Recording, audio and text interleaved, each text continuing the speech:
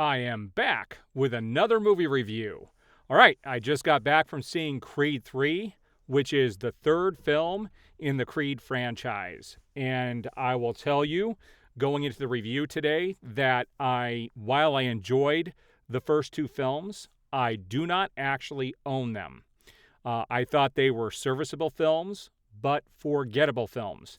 In fact, I saw both of these a couple of years ago, and I don't remember much about the story at all. I thought that the performances in those films were pretty decent, but I didn't walk away with anything that wowed me. When I saw the trailer for Creed 3, I thought this was probably going to be the best of the three, and I was right. Now, that doesn't make it perfect, but we're going to talk about this film, and this is one I will actually pick up when it comes out on video. First, we're going to take a look at the cast, and we're going to talk a little bit about the cast, and then I'm going to talk about what my review is on the actual movie itself. So let's head over to IMDb. So here we are with Creed 3 on IMDb, and you can see that the director was Michael B. Jordan himself. And I will tell you, he did a fantastic job directing. In fact, I would rather see him be a director than an actor. I think he's a really good director.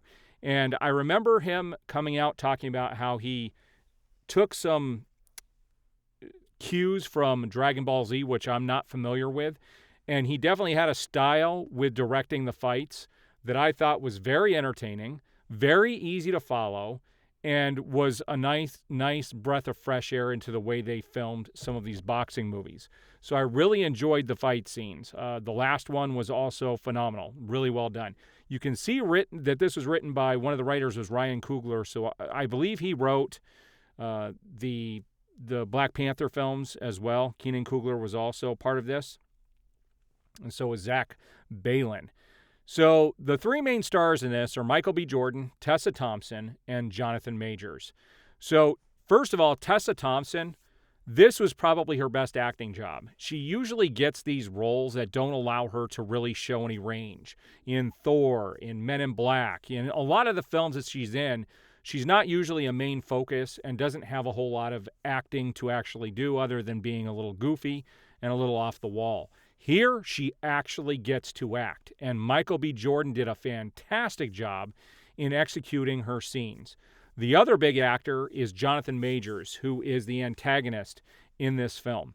And we recently saw him as Kang the Conqueror in the new Ant-Man movie. And Jonathan Majors is he's been in a few things recently. He's really starred in quite a few things over the last 3 to 4 years. And he is doing a fantastic job. So he plays Damian Anderson in the film.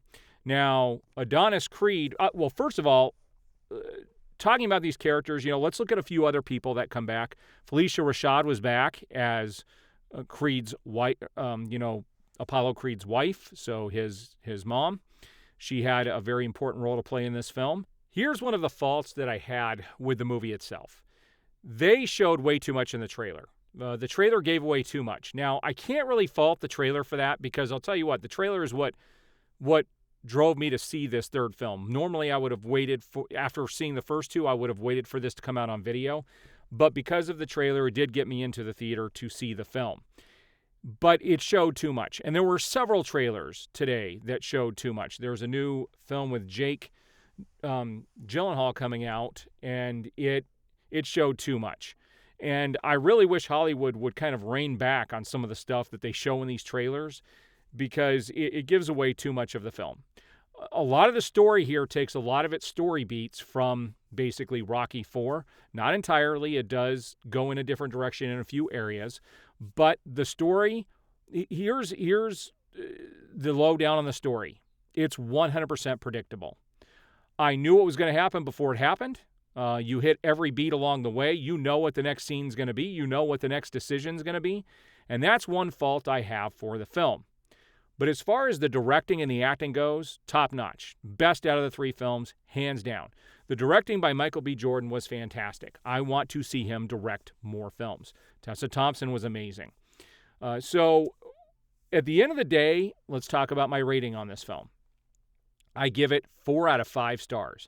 I'd like to give it more, but because it was paint by numbers and I knew exactly what was going to happen, I saw too much in the trailer, I can't really give it more than 4. I would if those things hadn't been so predictable. One of my faults in the film also is the music. One thing that's sorely missing from the Creed films that we had in the original Rocky films was the overall arcing theme music, and we don't get a whole lot of music montages and stuff like that that really draw you into the film. Even if they used modern music, it would be nice to have that when they're training and doing other things. That's one of the things that makes it more of an average film than something that you might think of as a Rocky or Creed film. Those are my only real complaints with it. So at the end of the day, this is a very enjoyable film. Now, a lot of people want to know, was Rocky in this movie? Was he even mentioned at all? Rocky was not in this film. He's actually only mentioned once when they talk about an old fight with Apollo and Rocky. Outside of that, they don't talk about Rocky. You don't know what happened to him. They don't discuss him in any way, shape, or form. This is very much a Creed film, Adonis Creed film, and it goes down that path, and it was executed very well. Predictable story, but executed extremely well. So at the end of the day, 3.5 stars. If you guys have seen the movie, let me know your thoughts on it. I will be reviewing more things coming up in the future. I'm glad that movies are back in full strength, and I'm going to try to hit as many of these first week releases as I can. I do appreciate the support. If you haven't already, hit the like button on this video, subscribe, hit that notification bell, and you will be notified as I have new videos go up.